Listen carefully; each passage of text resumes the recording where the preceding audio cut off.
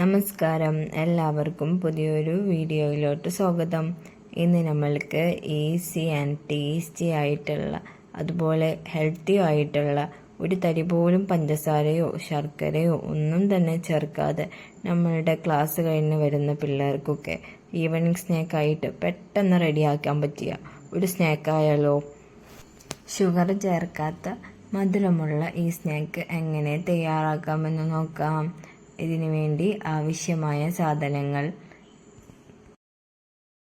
2 മണിക്കൂറോളം വെള്ളത്തിൽ കുതിർക്കാൻ വെച്ച ഈത്തപ്പഴം, അതിൻ്റെ കുരു എല്ലാം കളഞ്ഞ് അരമുറി തേങ്ങയും കൂട്ടി നമ്മൾക്ക് അരച്ചെടുക്കാം.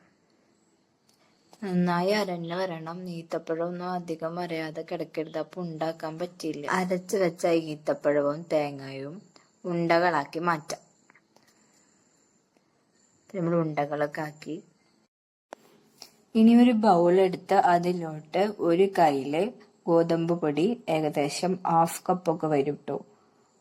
അതുപോലെ ഈ ഒരു കയ്യില് മൈദപ്പൊടി, അതിന്റെ പകുതി 1/2 കയ്യില് അരിപ്പൊടി ആഡ് ചെയ്യാം. അതിലോട്ട് ഒരു നുള്ളു ഉപ്പ് ചേർത്ത് കൊടുക്കുന്നുണ്ട്. പിന്നെ അതുപോലെ തന്നെ 1/4 സ്പൂൺ മഞ്ഞൾപ്പൊടിയും ചേർത്ത് കൊടുത്തിട്ടുണ്ട് കേട്ടോ ഞാൻ. ഇനി നമുക്ക് ഇത്തിരി വെള്ളം ആഡ് ചെയ്ത് ഇത് നന്നായി മിക്സ് ചെയ്ത് എടുക്കാം. വെള്ളം ആദ്യം തന്നെ ഒരുപാട് ഒഴിക്കരുത്, അപ്പോൾ നമ്മുടെ ബാറ്റർ നന്നായി ലൂസായി പോവും. നമ്മുടെ ഉണ്ടയിൽ ഇത് നന്നായി കോട്ടായിട്ട് കിട്ടണം. അതുകൊണ്ട് ഇച്ചിരിച്ച മാത്രം വാട്ടർ ആഡ് ചെയ്ത് കൊടുത്ത് മിക്സ് ചെയ്യാം.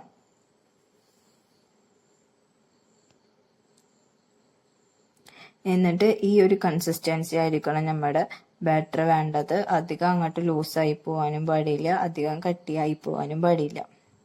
ഇനി നമുക്ക് നമ്മുടെ ഓരോ ഉണ്ടകൾ ഇതിൽ കോട്ട് ചെയ്തെടുക്കാം. പാൻ ചൂടായി വരുമ്പോൾ അതിലോട്ട് ആവശ്യത്തിന് ഓയിൽ ആഡ് ചെയ്ത് കൊടുക്കാം. ഓയിൽ നന്നായി ചൂടായി വരുമ്പോൾ നമ്മളുടെ കോട്ട് ചെയ്ത് വെച്ച ഉണ്ടകൾ ഓരോന്നായി ഇട്ട് ഫ്രൈ ചെയ്ത് എടുക്കാം നമുക്ക്.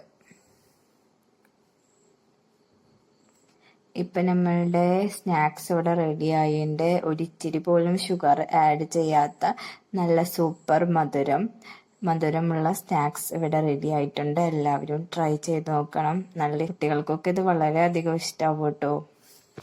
ഇതിൽ നമ്മൾ ഈത്തപ്പഴവും കോക്കനറ്റും ഗോതമ്പ് പൊടിയൊക്കെ ചേർക്കുന്നതുകൊണ്ട് ഇത് ഭയങ്കര ഹെൽത്തി സ്നാക്കാണ് കേട്ടോ. അപ്പോൾ ഇത്രയുള്ള നമ്മുടെ സ്നാക്സ് റെസിപ്പി. ഇഷ്ടമായ വീഡിയോ ഒന്ന് ലൈക്ക് ചെയ്യുക, ചാനലൊന്ന് സബ്സ്ക്രൈബ് ചെയ്യുക. അപ്പോൾ ഇത്രയുള്ളൂ. Thank U.